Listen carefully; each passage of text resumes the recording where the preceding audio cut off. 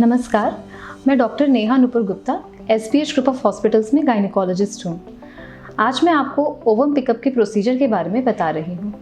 Ovum pickup एक ऐसी प्रक्रिया है जहाँ महिला के अंडाशय से अंडों को निकाला जाता है। यह IVF के ट्रीटमेंट का एक पार्ट है। इस प्रक्रिया की शुरुआत आपके मेंस्ट्रुअल साइकिल के दूसरे दिन से होती है, जहां हम आवश्यक परीक्षण करने के बाद आपको कुछ दवाइयां व इंजेक्शंस देते हैं ताकि आपके शरीर में हार्मोन्स का एक प्रॉपर लेवल हो, जिससे कि आपके अंडाशय में अच्छे और काफ़ी सारे अंडे बन सकें। जैसे ही आपकी ओवरीज में पर्याप्त अंडे बन जाते हैं, तब आपको एक इंजेक्शन दिया जाता है जिसे ट्रिगर कहते हैं। इस इंजेक्शन के लगभग 1.5 दिन के बाद ओवम पिकअप की प्रक्रिया की जाती है। जिस दिन आपको ओवम पिकअप के लिए बुलाया जाता है, उस दिन आपको खाली पेट प्रोसीजर के 2 घंटे पहले अस्पताल पहुंचना होता है। सारी तैयारियां करने के बाद आपको OT में लिया जाता है। वहां एनेस्थेटिस्ट द्वारा आपको बेहोश किया जाता है। क्योंकि ये प्रक्रिया थोड़ी पेनफुल हो सकती है, इसलिए इसे बेहोशी में ही किया जाता है। प्रक्रिया के दौरान जो आपके गायनेकोलॉजिस्ट हैं वो आपकी ट्रांसवजाइनल सोनोग्राफी करते हैं और एक सुई द्वारा आपके अंडाशय से अंडों को कलेक्ट करते हैं। अंडों को कलेक्ट करने के बाद जो एम्ब्रियोलॉजिस्ट होते हैं वो इनका परीक्षण करते हैं और उसके बाद इनके भ्रूण बनाने का काम किया जाता है। प्रक्रिया के बाद जब आप होश में आते हैं तो आपको थोड़ी सी दर्द या ऐंठन जैसा महसूस हो सकता है, जो कि सामान्य है। इसके अलावा कई मरीजों को थोड़ी उल्टी जैसा लगना, जी मिचलाना या पेट में हल्का दर्द होना या नीचे से थोड़ी ब्लीडिंग होना, इस तरह की समस्याएं हो सकती हैं, तो इनसे घबराने की बात नहीं है। SBH ग्रुप ऑफ हॉस्पिटल्स में इस प्रक्रिया के बाद हम आपको कुछ घंटों के लिए ऑब्जर्वेशन में रखते हैं। इस दौरान आपका पल्स, ब्लड प्रेशर, टेम्परेचर इत्यादि मॉनिटर किया जाता है।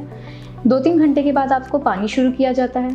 पानी पीने के बाद अगर आपको कोई उल्टी नहीं हो रही है, पानी टॉलरेट हो रहा है, तो आपको सॉफ्ट डाइट दी जाती है। उसके बाद आपको यूरिन पास करने के लिए एनकरेज किया जाता है। ये सब कुछ होने के बाद अगर आप पूरी तरह से स्टेबल हैं तो कुछ घंटों में ही आपको डिस्चार्ज कर दिया जाता है। घर जाने के बाद आपको 1-2 दिनों के लिए रेस्ट करने के लिए कहा जाता है। उसके बाद आप अपनी सामान्य दिनचर्या शुरू कर सकते हैं। अगर आप कामकाजी हैं तो 1-2 दिनों के बाद अपने काम पर वापस लौट सकती हैं। घर के जो भी नियमित काम है वो आप कर सकते हैं। बस ध्यान रहे कि ज़्यादा सामने की तरफ झुकना या फिर भारी वज़न उठाना, इस तरह की चीज़ें अवॉइड करें। खाने में आप अपने घर का बना सादा खाना ही खाएँ। जंक फूड, ज़्यादा तेल मसाले वाला तीखा खाना, ये सब अवॉइड करें। इससे आपको कॉन्स्टिपेशन या एसिडिटी जैसी समस्याएं हो सकती है। पानी भरपूर मात्रा में लें। एक दिन में कम से कम 2 से 3 लीटर पानी का सेवन करें। साथ ही नींबू पानी, नारियल पानी, इस तरह की चीज़ें लें और हाइड्रेटेड रहें। ORS का पानी भी आप ले सकते हैं। दवाइयाँ बहुत ही महत्वपूर्ण हैं। इस प्रोसीजर के बाद आपको जो भी दवाइयाँ दी जाती हैं, चाहे इंजेक्शन्स हो या खाने की दवाइयाँ हों, वो सारी आपको नियमित रूप से लेना है और सही टाइम पर लेना है। दवाइयाँ मिस नहीं करनी है।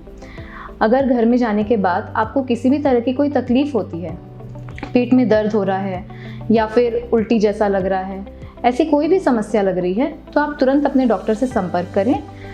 SBH ग्रुप ऑफ हॉस्पिटल्स में हम 24 आवर्स आपकी हेल्प करने के लिए अवेलेबल हैं।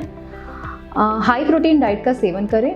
प्रोटीन्स भरपूर मात्रा में लें, जैसे कि पनीर, अंडा, राजमा, चुनगा, स्प्राउट्स हो गए, अंकुरित चने, मूंग, ये सारी चीज़ें आप अच्छी मात्रा में लें।